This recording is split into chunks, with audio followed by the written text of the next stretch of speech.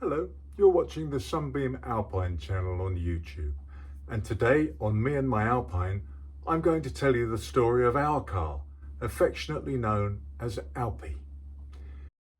If you'd like to be on the channel and tell the story of you and your Alpine, just send me an email to the address at the end of this video. Chris and I first bought Alpie in 1983. We were newly married and wanted a soft-top sports car.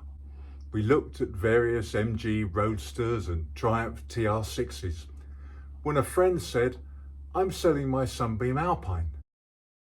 We'd never seen one, but he said it was like an MG or a Triumph, but better made. We went to see her and did a deal to buy her for £700. She was 18 years old and just an everyday driver, being used and driven. Certainly not a classic. For a lot of the time that we owned Alpie, she was our only car, and I would drive her to work from the middle of Essex into London every day. Go past the Houses of Parliament, round Parliament Square. When we went on holiday, we'd go in Alpie and we would either tour Cornwall, France or Germany. Looking back at the old MOT certificates, I can see that in those days, we were doing between 20 and 25,000 miles every year in her. We put her round the clock for the first time in 1987. How many miles she's done now, we don't know. We never will know. In 1989, our eldest son, Nick, was born. I made special straps for his child seat, and he would sit on the parcel shelf with his feet between Chris and I. When his brother Matt was born in 1990, we couldn't fit both of them in the back, no matter how hard we tried. And knowing that we couldn't afford to keep a car that we couldn't go out in as a family, in 1992, we had to sell Alpie. Just before she went to her new owners, I took her out into the countryside and took some video of her. Selling her was a very sad time for us, but we had no choice at that time. The car was reliable, smart, really well polished. She looked lovely when she went. Within a few years, we had a little more money, and we actively tried to trace Alpie to buy her back. Unfortunately, she'd been sold and exported. The DVLA wouldn't even tell us which country she'd gone to for data protection reasons. Over the years, we owned various other Alpines, but they weren't the same as Alpie. Our two boys grew up and bought their own Alpines when they were around 13, 14 years old. Once they'd passed their tests, they would drive their Alpines to school, and they had the best car there. They're grown men now, but both still have their Alpines. Nick won the Owners Club prize one year for driving more miles in his Alpine in 12 months than anybody else in the Owners Club. By the early 2000s, the internet had been invented, and every few months, usually after a few beers, we would search Alpie's number plate, hoping to find her or see a trace of her somewhere. Then one evening in 2016, I entered her registration into Google. I searched and got a hit.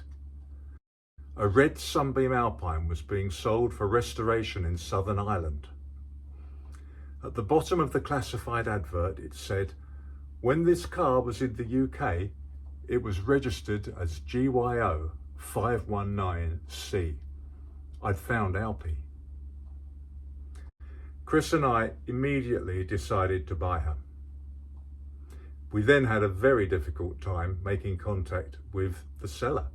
And when we eventually did make contact, he told us that he was very sorry, but the car had been sold and it had been exported again. This was not a happy day. As you can imagine, we were disappointed, to say the least. We asked the man if he would contact the new owner and see if he would be willing to sell Alpie to us. We would pay whatever he had paid for her, plus extra to compensate him for his trouble. Our reasoning was that he probably just wants an Alpine, any Alpine, to restore. We wanted Alpie back.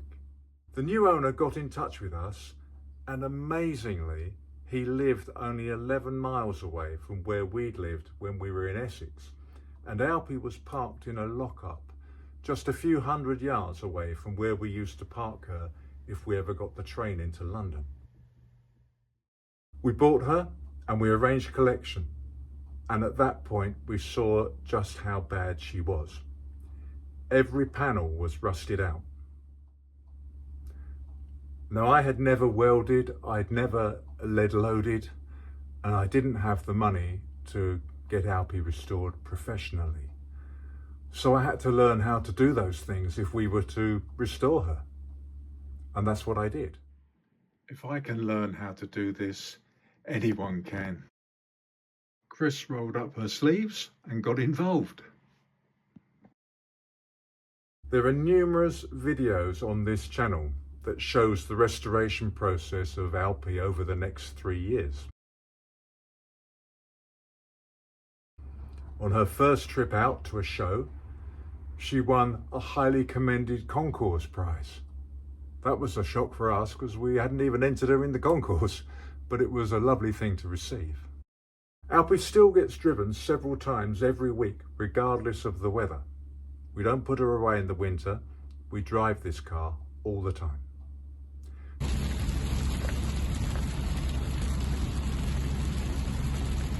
She does about 8,000 to 9,000 miles a year, typically.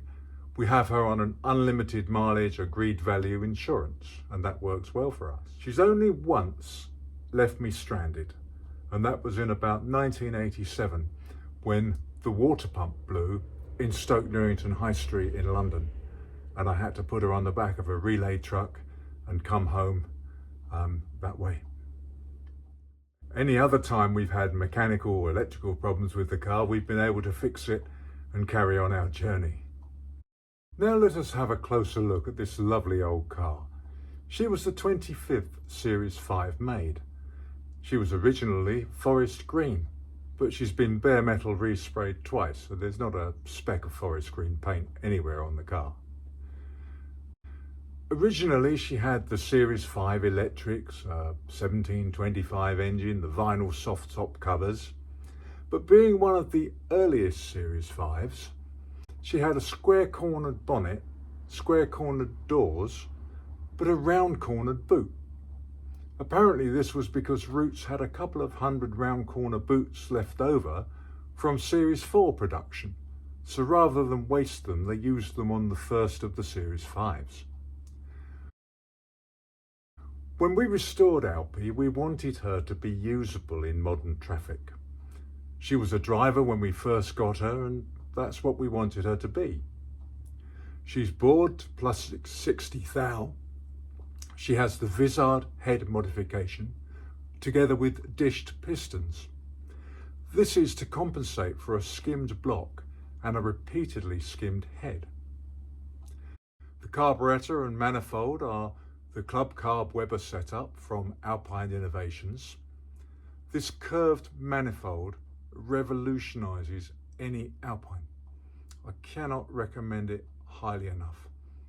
Alpine Innovations also supplied us with the timing chest oil seal conversion, which keeps the engine nice and oil tight.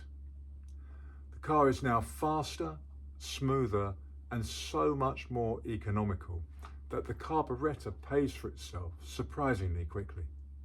In Alpie, we typically get 400 miles from a tank full of fuel and return 38 to 39 miles per UK gallon. Alpie has an overdrive gearbox that's mated to a 3.7 ratio differential from a Hunter automatic.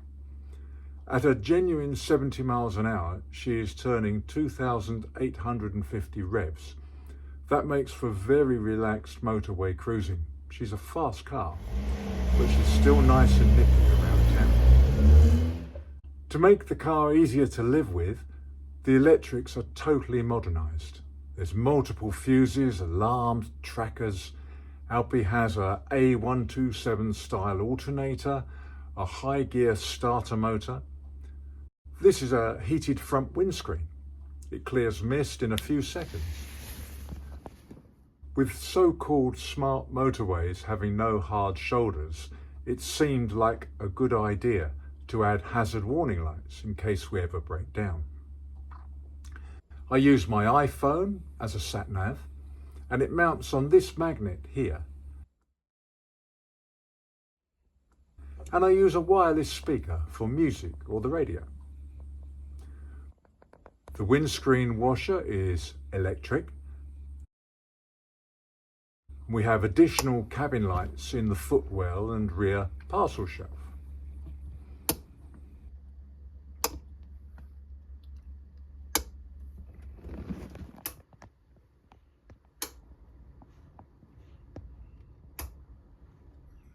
There is also lighting in the boot. All of this is about making Alpie easier to use as an everyday driver and more reliable. It's not unusual for us to do 350 plus miles in a day. In fact, we normally do this at least once a month. During the COVID pandemic lockdowns, we used her to deliver medical supplies so that we could legally keep her driving and keep her on the road when everyone was locked down. There are so many stories I could tell you about this wonderful car. She's part of our family, and no amount of money could buy her. This is my Alpine story. If you'd like to feature on me and my Alpine, just email tim_Raymond@sky.com and we'll tell you what to do. I hope you're enjoying watching the Sunbeam Alpine channel.